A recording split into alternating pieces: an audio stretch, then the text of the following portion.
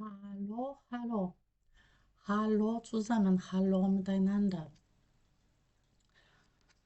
Hallo zusammen, hallo miteinander. Wie geht es Ihnen? Sveiki, sveikos.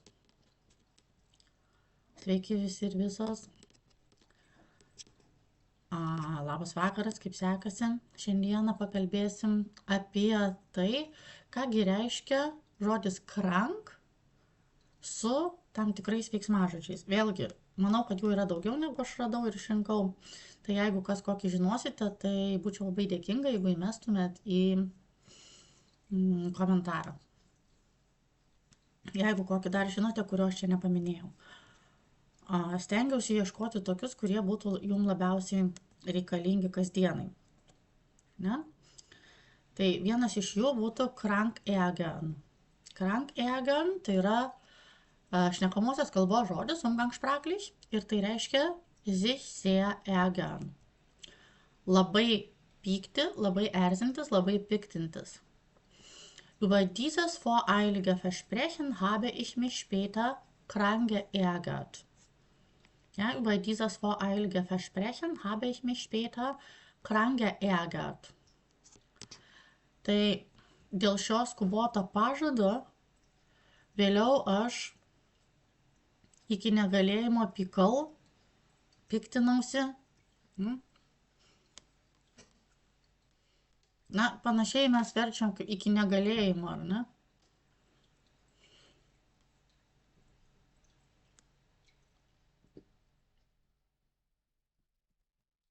Toliau krankfeiern, čia irgi šnekamosios kalbos žodis ir su šituo žodžiu apskritai labai atsargiai, nes aš dar jums ir parašiau, čia jisai yra scherzhaft.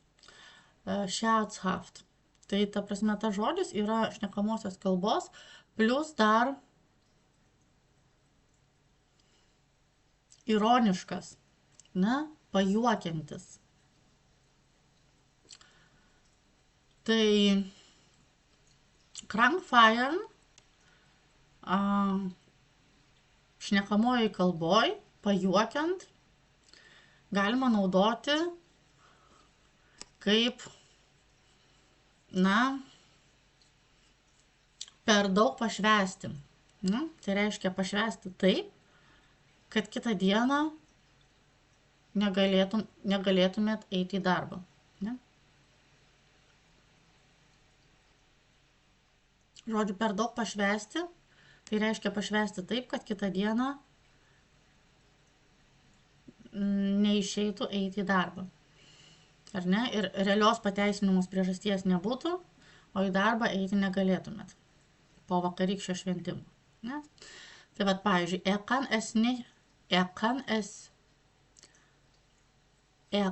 es sich nicht leisten, schon wieder krank zu feiern. Ne? Jis negali sau leisti ir vėl per daug pašvęsti, ne? Nes bus atleistas iš darbo. Bet kaip sakiau, su šituo žodžiu atsargiai. Toliau kranklachen, tai juoktis iki negalėjimo, vėlgi šitas žodis yra šnekamosios kalbos, tai yra sehr lachen, ne? Juoktis iki negalėjimo. Dar yra vienas žodis sich totlachen, tai ar ne, na, mirtinai užsijuokti, ar ne, sich totlachen. Atsiprašau, sich totlachen. Ne? Sich totlachen. Tai jie kaip sinonimai. Ne? Sich krank lachen arba sich totlachen, jie traktuojami kaip sinonimai ir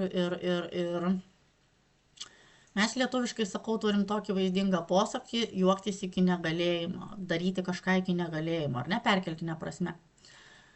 Ne? Tai wir haben uns über ihn krank gelacht. Reiškia, kad mes iš jo juokiamės iki negalėjimo.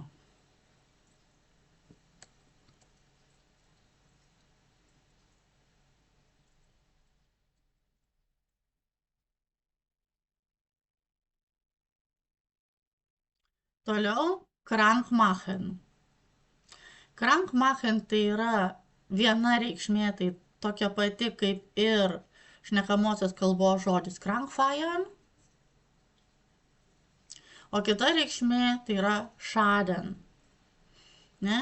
Kenkti, susargdinti, ne? Die Belastungen haben uns krank gemacht. Die Belastungen haben uns krank gemacht. Ne, krūviai mūsų susargdino, mums pakenkė. Taip?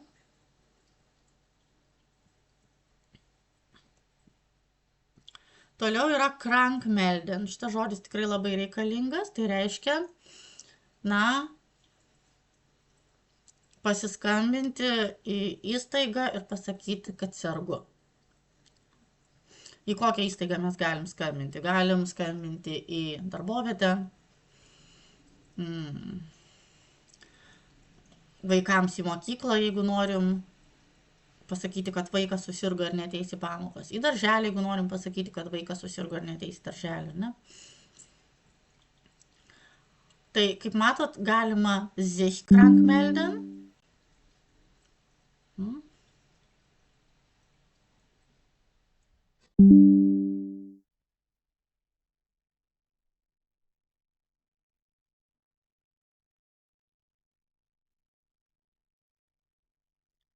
Tai, kaip matot, galima sich krank melden. Tai reiškia apie save pranešti, kad sergate. Jemanden krank melden, tai reiškia apie kažką kitą pranešti, kad serga. Ne? Pavyzdžiui, sich richtig beim Arbeitgeber krank melden. Tai reiškia taisyklingai ar ne, pagal visas taisyklės, pranešti apie save darbdaviui, kad sergate. Ne? Ich muss mein Kind in der Schule krank melden. Ja? Ich muss mein Kind in der Schule krank melden. Ich muss mein Kind in der Schule krank melden. Tai reiškia, aš turiu pranešti mokykloje, kad mano vaikas serga. Ich muss mich beim Arbeitgeber krank melden. Tai reiškia, turiu apie save pranešti, kad susirgau darbdaviui. Ne? Turiu darbdaviui apie save pranešti, kad susirgau. Taip, toliau. Krankschießen. Krankschießen tai reiškia šaunant sužeisti. Nemirtinai nušauti, o sužeisti. Hat das Reh krank geschossen. Ne, jis sužeidė elnį.